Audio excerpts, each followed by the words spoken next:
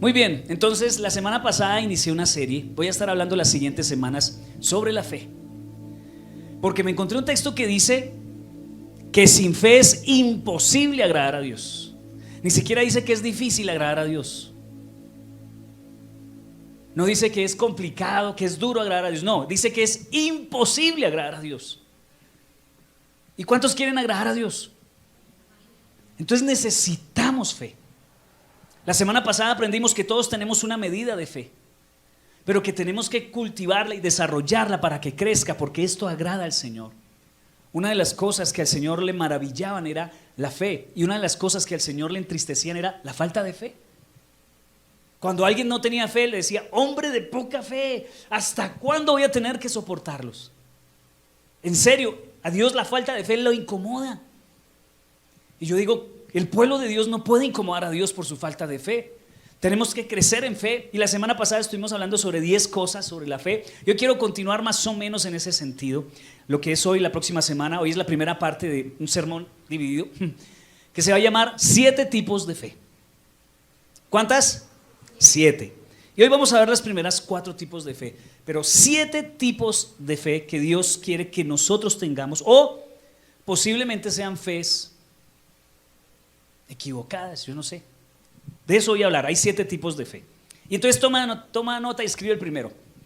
La primera fe que quiero dar, y empecé por la parte heavy, es la fe que naufraga. ¿Qué fe será esa? La fe que naufraga. Tremendo. Mire cómo dice la Biblia. Primera Timoteo 1, 19 y 20. Dice: aférrate a tu fe en Cristo y mantén limpia tu conciencia. Dígale al que está al lado: mantén limpia tu conciencia. Mantén limpia tu conciencia. Pues algunas personas desobedecieron a propósito. ¿Qué? Lo que les dictaba su conciencia. Esto es tenaz. Y como resultado, su fe naufragó. ¿Cómo pudo ser? Tremendo. Y nombra 2 casos. Dice: Himeneo y Alejandro son 2 ejemplos. Yo los expulsé y se los entregué a Satanás para que aprendieran a no blasfemar contra Dios. Este par de creyentes llegaron a un punto en que su fe naufragó y estaban blasfemando contra Dios. Tremendo. Himeneo y Alejandro eran 2 hombres que en un momento tuvieron fe y tenían una buena conciencia, pero lo hicieron a un lado, cogieron su conciencia y la silenciaron, y como resultado vemos que Pablo dice que la fe de estos 2 naufragó. Es como cuando tú vas en un carro directo a una ciudad que no conoces y pones el GPS en el celular, ¿cierto? Y él te dice: arranca, y a mitad de camino coges el celular y lo botas por la ventana. Ahora me defiendo solo. ¿Qué va a pasar con ese señor o con esa familia que en ese carro? Tarde o temprano se pierden. ¿Por qué? Porque callaron la voz de su conciencia, que era la que les avisaba por dónde ir, que era el GPS. Entonces, ojo, creyentes, es importante que nosotros nos esforcemos por mantener una conciencia limpia. Yo les he enseñado a ustedes que la conciencia limpia se mantiene a punta de confesión. La confesión de nuestros pecados a Dios en nuestra intimidad nos hace mantener una conciencia limpia. Y así que debemos esforzarnos por mantener como creyentes una conciencia limpia. Hechos 24:16 dice: por esto siempre trato de mantener una conciencia limpia delante de Dios y de toda la gente.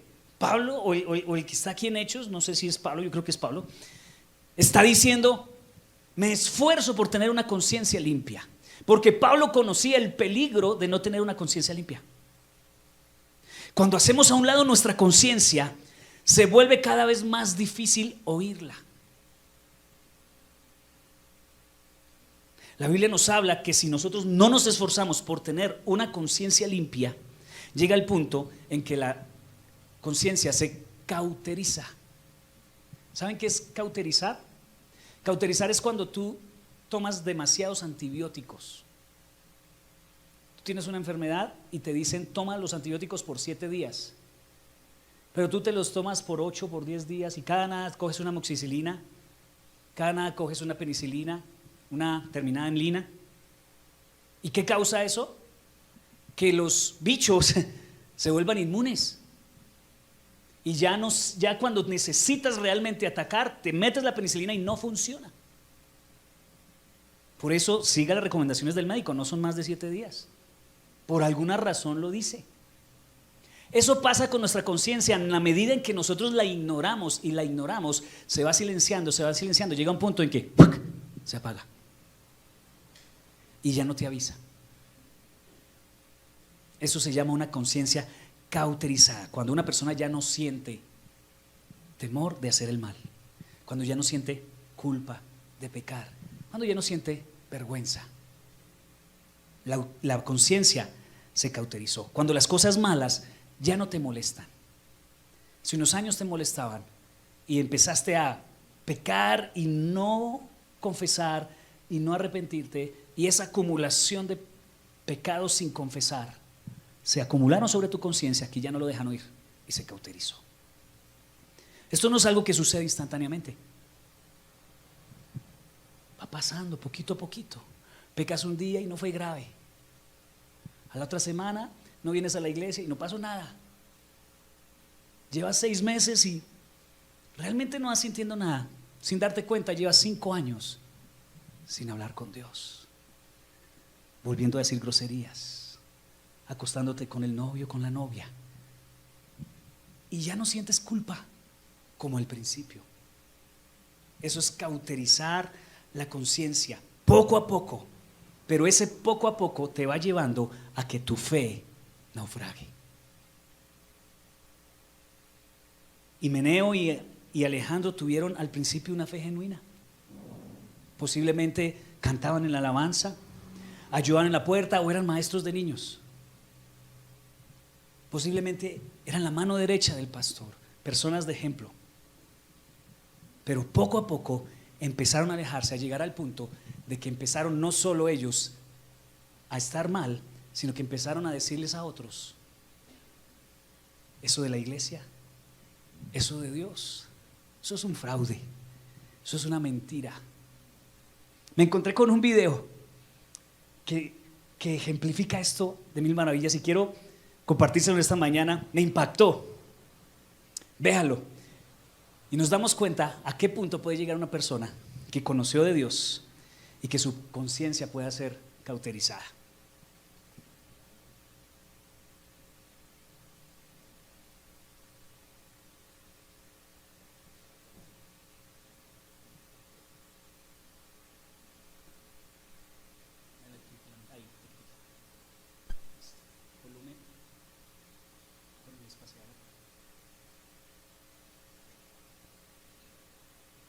O sea, entonces tú eres satanista. Sí, soy satanista libremente.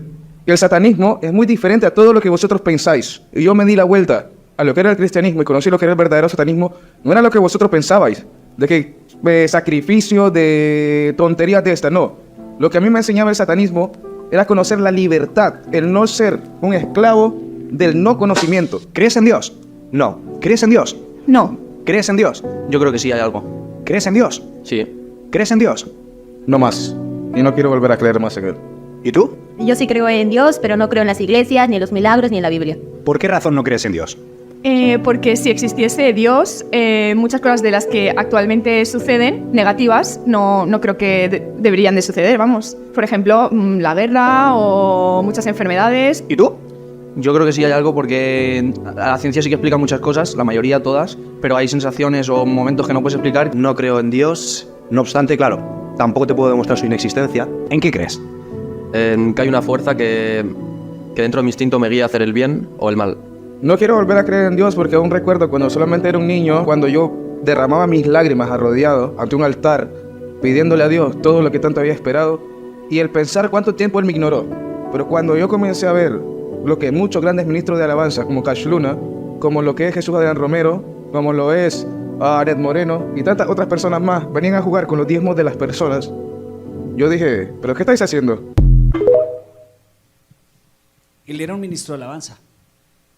Hay otro video donde él dice que él fue ministro de alabanza en una iglesia. Y lo que siempre sucede es que en lugar de reconocer que su conciencia se cauterizó, culpan a la institución o a las personas. Dicen que fue los pastores corruptos, los diezmos y las ofrendas, el enriquecimiento ilícito de la cicle, un montón de cosas que pueden o no puede que suceda. Pero fue en un principio una fe genuina y luego se convirtió en una conciencia cauterizada. Este chico no tiene la hombría, como muchos, de reconocer que el pecado los sobrepasó. Entonces ahora están mal y culpan a Dios y a las personas. Pero fue una conciencia que poco a poco se cauterizó. ¿Cómo llegó este chico a eso? Poco a poco, poco a poco. Yo nací en la iglesia y he visto muchas cosas en la iglesia, buenas y malas. Pero eso no me hace a mí decir yo ya no creo en Dios. Yo tengo que lidiar con mis pecados. ¿Y cómo lidio? Confesándolos. Cuando yo dejo que la conciencia se me apague, ¿puedo llegar ahí? ¿No han visto tantos chicos que pasa eso? ¿Y cuál es el discurso? Ellos no van a reconocer que su vida está llena de pecados, no. Van a decir, hubo un líder que me trató mal. Y yo pido disculpas si yo he tratado mal a alguien. Y pido disculpas como iglesia, como representante de alguna manera de la iglesia. Pero no es suficiente justificación para cuando llegues al cielo. No es suficiente justificación para cuando tú llegues a la presencia de Dios y decirle, a nombrarle los líderes que según Él. No, tú tienes que ser honesto, porque para llegar así, poco a poco te saliste. El pecado te fue inundando y no tuviste la fuerza, la sabiduría o el valor o el deseo de escuchar tu conciencia. Y nos convertimos en un Himeneo y un Alejandro que no solo estamos enojados, sino que blasfemamos, y no solo eso, sino que queremos que otros se salgan conmigo. A ese punto podemos llegar. Iglesia, cuidémonos de desechar nuestra conciencia. Y eso va poquito a poquito, ¿no? Sin embargo, yo creo que es posible llegar hasta el final sin naufragar. Yo creo que es posible. Es mi meta de vida. Esto no se trata de cuántos arrancamos, sino cuántos llegamos. Esto no se trata de cómo comenzar, sino cómo terminar. Va a ser difícil y muchos van a ser engañados, pero realmente, si son honestos, es un problema de conciencia no tratado. Su conciencia les habló a tiempo. Dios les dijo a tiempo, siempre tuvieron oportunidad. Pero yo creo que es posible llegar hasta el final. Esta que acabamos de ver es una fe que naufraga. Entonces, para ninguno de ustedes, ¿sí o no? Ustedes no caen en ese. Bueno. Segundo tipo de fe, la fe muerta. La fe muerta. De eso hablamos la semana un poquito. Quiero profundizar un poquito más. Santiago 2:20 en adelante dice: ¿qué tonto eres? ¿Quieres convencerte de que la fe sin obras es estéril? ¿No fue declarado justo nuestro padre Abraham por lo que hizo cuando ofreció sobre el altar a su hijo Isaac? Ya lo ves. Su fe y sus obras actuaban conjuntamente y su fe llegó a la perfección por las obras que hizo. De igual manera, no fue declarada justa por las obras aún la prostituta Rahab. ¿Recuerdan quién fue? Rahab. Estaba en Jericó. Era una prostituta. Israel iba a conquistar Jericó y llegaron los espías a la casa de Rahab. ¿Y Rahab qué dijo? Nosotros conocemos a su Dios, hemos oído de su Dios. ¿Qué dijo? Nosotros, todo el pueblo y ella sabían de Dios, pero la única que hizo algo fue Rahab. La gente del pueblo de Jericó sabía del Dios de Israel, cómo había abierto el mar, cómo había derribado a los egipcios en el mar, cómo había habido plagas en Egipto. Todo eso lo sabían, pero nadie hizo nada al respecto. La única que hizo algo al respecto fue Rahab. Rahab actuó, ella se movió. ¿Cuántas personas hay que creen que Dios existe? La Biblia dice los demonios también. Pero ahí es la diferencia. La fe sin obras es muerta. No es solo saber que Dios existe, es caminar hacia Él. La fe muerta dice: yo creo en Dios, pero cuando vienen las dificultades se derrumba. Y aquí hay muchos cristianos ateos. ¿Creen en Dios? Ay, sí. Llega el problema y ay, Dios, qué cosa tan terrible, estoy solo, me va a morir. Eso es ateísmo cristiano. Que decimos que creen en Dios, pero cuando nos enfrentamos a un problema nos derrumbamos. Eso se llama una fe muerta. La fe muerta dice: creo que Dios suple todas mis necesidades, pero nunca ofrenda y diezma. La fe muerta dice: las respuestas a las circunstancias de vida están en la palabra de Dios, pero nunca la lee. Eso es una fe muerta. La fe muerta dice: Dios es muy importante para mí, pero cuando se levanta lo primero que hace no es hablar con Dios. El primer día de la semana no se lo dedica a Dios. La primera parte de sus recursos no se las dedica a Dios, pero se la pasa diciendo: Dios y yo, parceros. Eso es una fe muerta. Porque la fe sin obras es muerta. La fe muerta dice: creo que fui llamado a servirle, pero jamás se capacitan, nunca asistieron a primeros pasos, a las clases que se ofrecían en la iglesia para crecer. Pero yo creo que Dios me llamó para servirle. La fe sin obras es muerta. La fe necesita obras, la fe se manifiesta a través de las obras. Cuentan una historia que había un hombre que llegó un día y puso un alambre, una cuerda entre dos precipicios, sobre un precipicio. Entonces arrancó con su palito y cruzó el precipicio de un lado para otro y empezó a llenarse eso de gente. Y todos: ¡bravo! ¡Qué teso! Y entonces cuando llegó a este lado, llegó y dijo: ¿ustedes creen que yo puedo cruzar a la otra vez? Todos: sí. Y entonces el man cogió y pasó al otro lado. Y todos: ¡bravo! ¿Ustedes creen que yo soy capaz de hacerlo con una carretilla? ¡Sí! Cogió una carretilla y cruzó la cuerda de un lado para otro y llegó al otro lado y todos: ¡bravo, bravo! ¿Y ustedes creen que yo soy capaz de volverlo a hacer? Sí. Cogió la carretilla y cruzó la cuerda hacia el otro lado y todos: ¡bravo, bravo! ¡No! ¡Qué tipo tan teso! Y entonces se había traído un asistente. ¿Y ustedes creen que soy capaz de poner al asistente en la carretilla y cruzar? Todos: sí. Y el asistente... Y se subió al asistente y cruzó el hombre con este lado y llegó al otro lado. ¿Y ustedes creen que soy capaz de volver a cruzar al otro lado con mi asistente? Sí. El asistente: sí. Y cruzaron. ¿Ustedes creen que lo puedo volver a hacer? Sí. Quiero un voluntario. Eso mismo contestaron.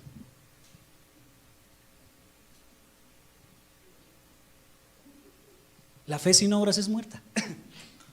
Y Dios en algún momento te va a pedir que te subas a su carretilla.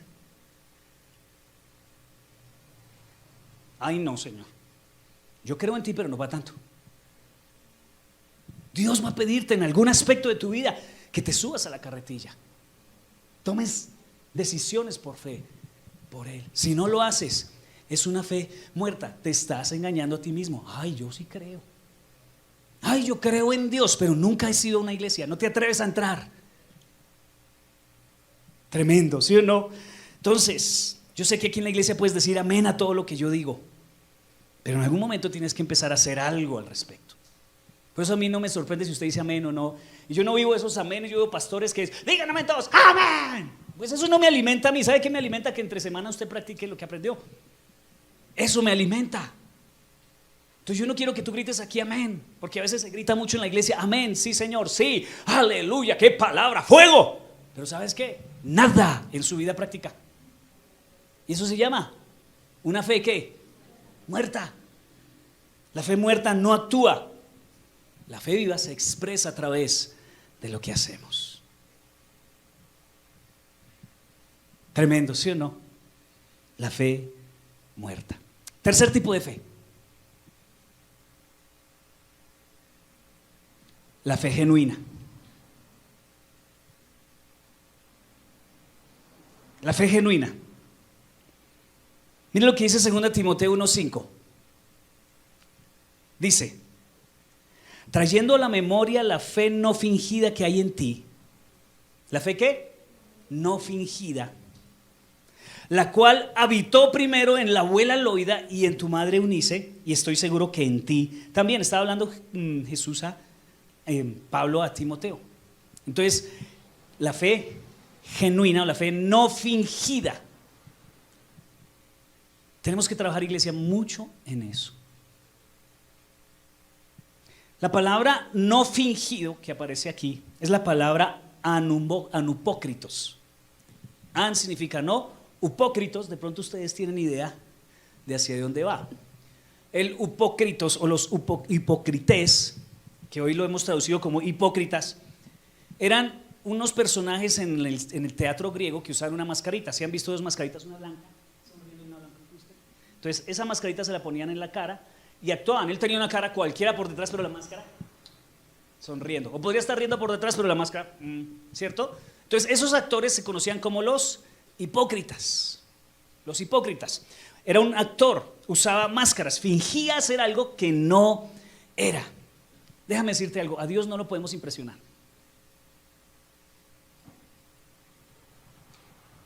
Porque Él sabe lo que hay por dentro. Él sabe lo que hay por dentro. No sé si alguna vez te han ofrecido, oye, tengo unos tenis tipo original. ¿Qué significa tipo original?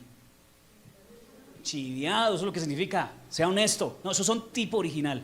Triple A, doble A o A. Y unos tenis medio decentes de 350,000 para arriba, ¿sí o no? ¿Cuánto valen? 120. Son tipo original. Mejor dicho, estos más originales que los originales. Yo cuando voy a comprar tenis, yo les reviso las costuras y le miro para acá. Que yo soy muy destroyer con los tenis. O sea, a mí no me sirven tenis malos porque se me dañan muy rápido. Soy muy destroyer. Entonces yo tengo que tener buenos tenis. Si yo no me compro unos tenis buenos, me los tiro en 2 o 3 meses, ya no tengo tenis. Entonces ese tipo original, lo barato sale caro. Una fe hipócrita es una fe barata, que al final sale costoso. Algunas personas dicen cosas cristianas, tienen el cristianés incorporado en su ADN. ¿Saben cuál es el cristianés? ¿Han escuchado que hay portugués, inglés, francés? También hay un cristianés. ¿Cuál es ese cristianés? Hola, siervo de Jehová. Amén, gloria a Dios. Aleluya. ¿Quién vive, hermano? Cristo y a su nombre, gloria. Eso se llama cristianés. Y hay creyentes que se saben el idioma y es una fachada, porque por dentro, detrás de esa falda larguísima, está una lengua gigante también. Y que le hemos dado más importancia a las cosas que aparentan que somos cristianos que a una fe genuina. No es el tamaño de tu Biblia, es la cantidad de horas que le dedicas a leerla. ¿O no? ¿El tamaño de tu Biblia te salva? No es la versión. La Reina Valera es la única reina. No es la versión, es que tú la leas. Tú tienes Reina Valera gigante, pero no la coges jamás. Reina Valera es una traducción que amamos mucho, pero no es la única. Y no es la única buena. Tenemos muy buenas versiones. Pero entonces, que hagamos cosas correctas, que tengamos un cristianés perfecto, que usemos una ropa que parezca cristiano, sin que haya una transformación en nuestra vida por dentro. ¿Sabe cómo se llama eso? Una fe fingida. Y Dios no quiere que nosotros tengamos una fe fingida, sino una fe genuina. Que tú ames a Dios en el secreto, que tengas una relación profunda con Él, porque la fe genuina te transforma de adentro hacia afuera, no de afuera hacia adentro. Hay personas que tratan de cambiar a las personas de afuera hacia adentro y le ponen ropa cristiana. Un día me sorprendió, wow, una tienda que decía venta de ropa cristiana. ¿Ropa cristiana? ¿Ropa cristiana? Y esa ropa canta y lee la Biblia, adora, viene con devocionales o qué. No entendí. ¿Ropa cristiana? Eso es tratar de cambiar las personas de afuera hacia adentro. Llega una persona mal vestida aquí mostrando de todo. Yo no voy a intentar cambiarle su externo. Yo le muestro a Jesús y Jesús en su momento, de acuerdo a su manera y en su tiempo, le cambiará su corazón y ella misma por su cuenta cambiará si Dios así lo quiere. Pero de resto es una oración que, una fe que fingida. Algunas personas dicen cosas cristianas, pero no vienen de su corazón. Esta semana estuvimos hablando en oración en casa sobre la oración. Y hay personas que es, oh Padre Celestial, bendito Rey Eterno Jehová. Palabras rebuscadas. Eso es una fe fingida, es una imitación de algunos líderes religiosos que ven en YouTube, en internet. Dios te quiere a ti, tal vez ese líder religioso, esa es su forma. Pero Dios quiere tu forma personal, la forma en que tú te comunicas, que hayan palabras salidas de tu corazón, no del corazón de ese predicador.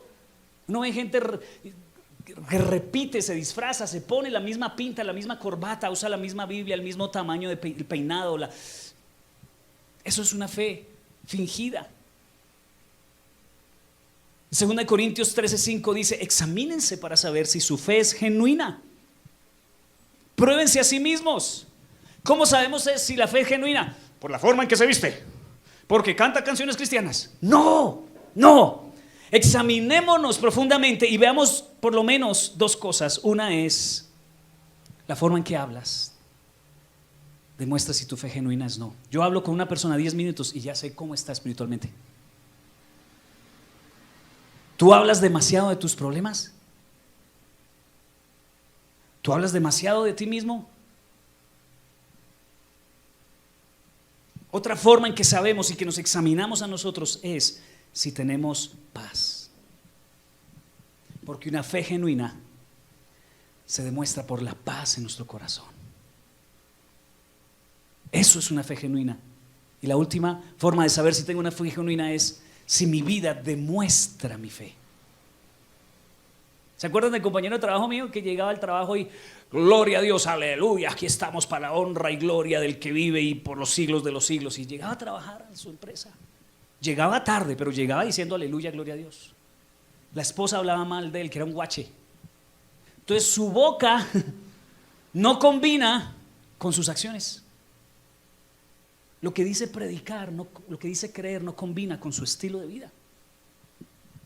Entonces ahí no hay una fe genuina. Entonces, ¿qué tenemos que trabajar? Permitir que Dios trabaje de adentro hacia afuera. No vas a tener que forzar nada, no vas a tener que impostar tu fe. Nada más feo que una persona que trata de ser lo que no es. ¿No he visto esas mujeres de 75 años que se visten como de 15? Nada más feo que una persona trate de ser lo que no es. Y Dios piensa lo mismo. Tienes que tener una fe genuina. Entonces, ¿nuestra fe es genuina? Es la pregunta que nos debemos hacer. No la fe del que está al lado, porque yo sé que han llegado, ay, sí, tal persona. No, tu fe. Tu fe. Muy bien, y la última, por hoy. La próxima semana tengo más. La poca fe. Entonces hemos visto, ¿cuál es la primera? La fe que naufraga. Ojo con esa es la peor. La segunda es la fe muerta, que no tiene obras. La tercera es la fe genuina, esa fe que habla de lo que hay en nuestro corazón realmente. Y por último, para hoy no se puede perder el próximo domingo las tres que me faltan. La última por hoy es la poca fe. La Biblia habla en varias ocasiones de la poca fe, y la poca fe tiene 4 características, si quieres escribirlas. La primera característica de la poca fe es esta: se preocupa por las necesidades. Entonces, perdónenme, pero ahí como que clasificamos todos. Ahí como que clasificamos todos, porque nosotros para preocuparnos estamos solos. Entonces la poca fe se preocupa por las necesidades. Dice la Biblia en Mateo 6, 25 al 32. Y si quieren, miren las veces que habla sobre preocupación este texto. Dice: por eso les digo que no se preocupen por la vida diaria, si tendrán suficiente alimento, bebida, arriendos, pago de universidad de los hijos, zapatos, ropa. ¿Ya me entendieron? No se preocupen. ¿Acaso no es la vida más que la comida y el cuerpo más que la ropa? Miren los pájaros, no plantan, ni cosechan, ni guardan comida en graneros, porque el Padre Celestial los alimenta. ¿Y no son ustedes para Él mucho más valiosos que ellos? ¿Acaso con todas sus preocupaciones pueden añadir un solo momento a su vida? ¿Y por qué preocuparse por la ropa? Miren cómo crecen los lirios del campo, no trabajan ni cosen su ropa. Sin embargo, ni Salomón con toda su gloria se vistió tan hermoso como ellos. Y si Dios cuida de manera tan maravillosa las flores silvestres que hoy están y mañana se echan al fuego, tengan por seguro que cuidará de ustedes. ¿Por qué tienen tan poca fe? Así que no se preocupen por todo diciendo qué comeremos, qué beberemos, qué ropa nos pondremos. Esas cosas dominan el pensamiento de ¿quiénes? De los incrédulos, o sea, los que no tienen fe. Pero su Padre Celestial ya conoce todas sus necesidades. Entonces la poca fe se preocupa por las necesidades. Quedamos desnudos hoy, ¿sí o no? Porque todos nosotros no hacemos sino andar preocupados por cómo vamos a pagar el arriendo la próxima semana. ¿Con qué voy a pagar mi universidad? ¿Con qué me voy a vestir? Zapatos ya rotos. Y andamos preocupados por eso. ¿Cómo pasamos de poca fe a mucha fe? En este texto vemos dos cositas. Primero, darnos cuenta de que nuestro Padre Celestial nos ama. Tu Padre te ama. El texto dice: el Padre Celestial conoce tus necesidades antes de que las pidas. Si Él cuida las flores y los pajaritos, ¿no va a cuidar de nosotros? O sea, no es sino que mires el año pasado. Fue duro, durísimo, pero te faltó. ¿Pasaste hambre? No pasaste hambre. Si tú eres un hijo de Dios, no pasaste hambre. Dios no te ha dejado pasar hambre. Tu Padre te ama, sabe lo que necesitas. No te preocupes. No te preocupes. Lo otro que podemos hacer, aparte de darnos cuenta de que tenemos un Padre que nos ama, es hacer de Dios nuestra prioridad. Porque la poca fe es una fe que teme por sus necesidades. ¿Cómo solucionamos eso? Sabiendo que tenemos un papá precioso celestial que nos ama. Y segundo, poniendo a Dios en primer lugar. Mateo 6:33 dice: busquen el reino de Dios por encima de todo lo demás y lleven una vida justa. Y escuchen esto: y Él les dará todo lo que necesiten. ¿No será que Dios no es primero en tu vida? ¿No será que Dios no es lo más importante? Hay que poner lo espiritual por encima de lo material. Si Dios es primero, dice que todas tus necesidades serán suplidas. Pon a Dios primero. Eso es particular para cada uno. Para cada uno es diferente. ¿Qué significa para ti poner a Dios primero? Tal vez este año significa que en lugar de levantarte y abrir y prender el radio en el noticiero, es que de pronto leas la palabra de Dios y ores. Sí, lo primero que hacemos es prender las noticias, escuchar malas noticias toda la mañana. ¿Por qué no ponemos oración en casa? A las 7. ¿Por qué no cogemos nuestra Biblia? ¿Por qué no oramos y le encomendamos al Señor nuestro día? ¿Qué hacemos con el primer día de la semana? Muchos piensan que el primer día de la semana es lunes. No, el primer día de la semana es domingo. Muchos piensan que domingo es el último día de la semana. No, es el primero. ¿Qué haces con ese día? Ah, no, pero pues Diosito y yo somos amigos, y yo amo a Dios. Y el domingo puedes ir a la iglesia: uy, no, pastor, tengo un partido a las 9.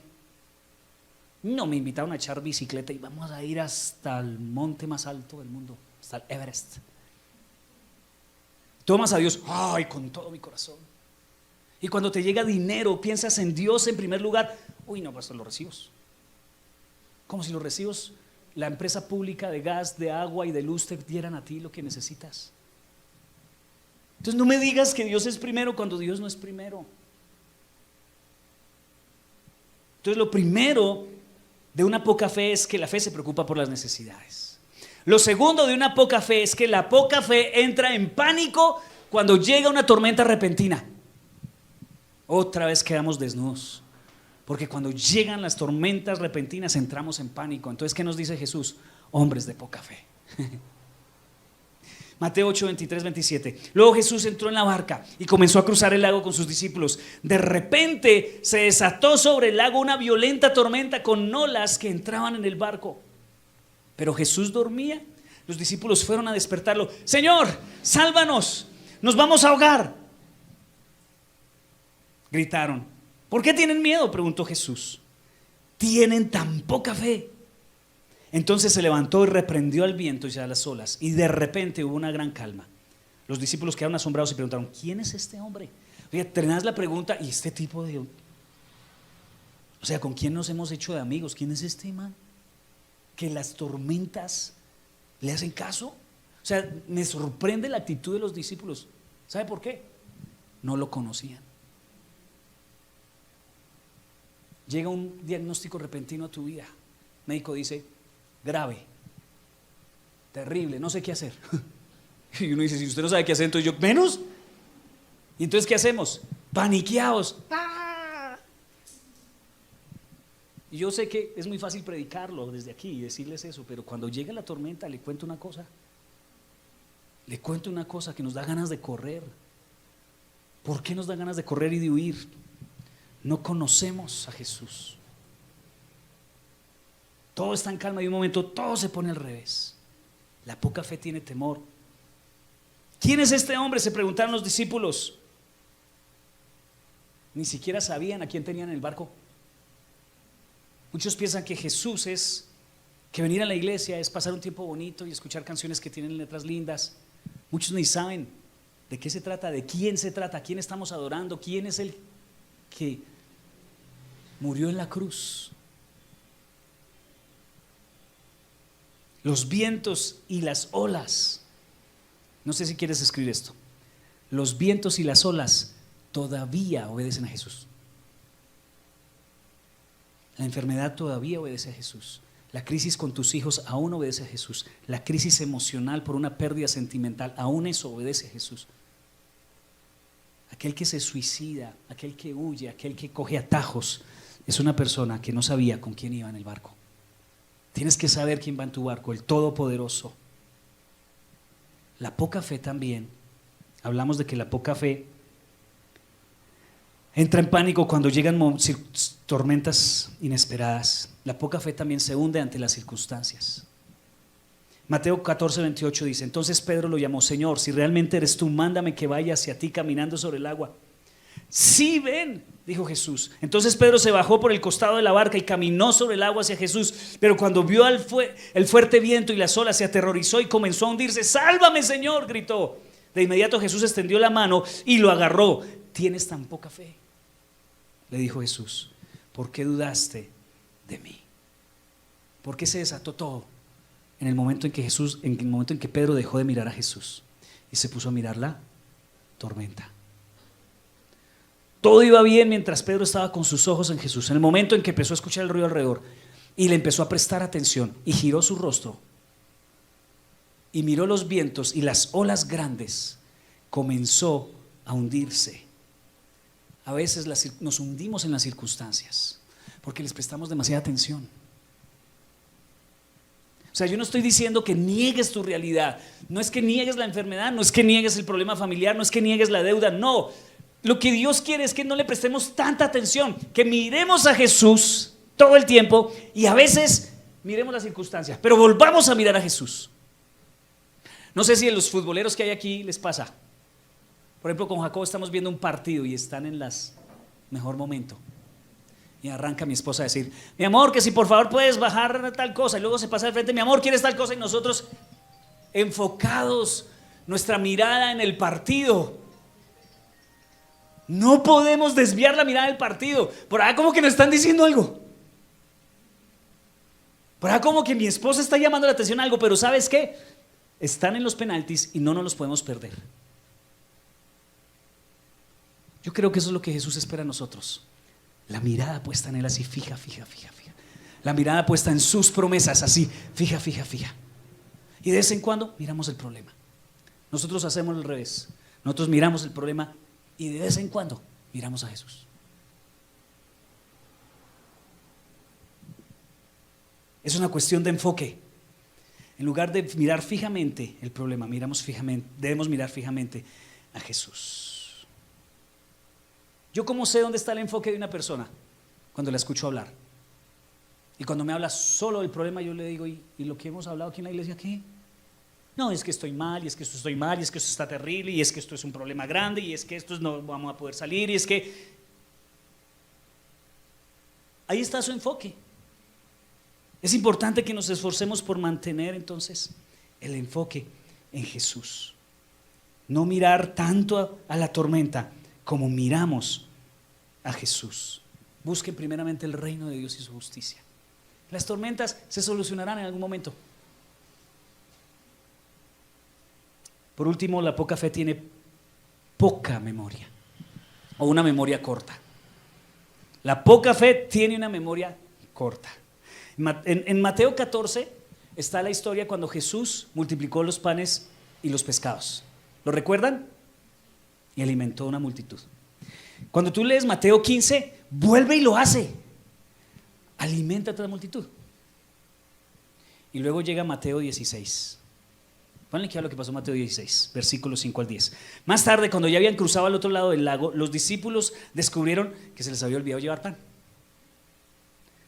Atención, les advirtió Jesús, tengan cuidado con la levadura de los fariseos y con la de los saduceos. Entonces Jesús estaba buscando una parábola para enseñarles un principio y una verdad. Y los discípulos al oír esto comenzaron a discutir entre ellos porque seguro fue que no habían traído pan. Jesús supo lo que hablaban, así que les dijo, ¿tienen tan poca fe? ¿Por qué discuten los unos con los otros por el pan? ¿Todavía no entienden? ¿No recuerdan los 5,000 que alimenté con 5 panes de las canastas con sobras que se recogieron? Ni los 4,000 que alimenté con 7 panes, ni las grandes canastas con sobras que se recogieron. Eso había ocurrido antier. 2 veces el Señor multiplicó y alimentó, y ahora es que, ay, no trajimos pan, nos quedó el pan. Cortos de memoria, ¿cierto que nosotros somos así? Viene el problema y no voy a salir de esta. No voy a salir de esta. Pero recuerda que Dios ya lo ha hecho. Y como dice la canción de Elevation Worship, sé que lo harás otra vez. Dios lo hará otra vez en tu vida. Si Dios ya lo hizo en alguien, lo puede hacer en ti. Pero somos de memoria corta. No nos acordamos y entramos otra vez en crisis y estamos bien y uno dice, uy, no, que ya no vengan problemas. Y sale un problema y dice, no, me va a morir. Pero si Dios ya te sacó antes, sé que Dios lo hará otra vez. Dios te va a sacar otra vez, ya lo hizo. Somos de memoria corta. Entonces escúcheme, si tú crees o quieres que tu fe crezca, vas a tener que recordar y tener claras las intervenciones de Dios en el pasado. ¿Las tienes claras? Lo que Dios ha hecho, tenlo claro. ¿Por qué? Porque eso te mantendrá firme cuando vuelva a suceder. Dios lo hizo. Los discípulos debieron haber dicho, problema, ¿cuál es el afán? Con una palabra Jesús puede hacer aparecer panes. Ya lo hizo, sé que lo harás otra vez. Muy bien, cuidado con la fe que naufraga. Cuidado con una fe muerta. Trabajemos que nuestra fe sea genuina y pidamos al Señor que nos ayude a crecer en nuestra fe, porque sin fe es imposible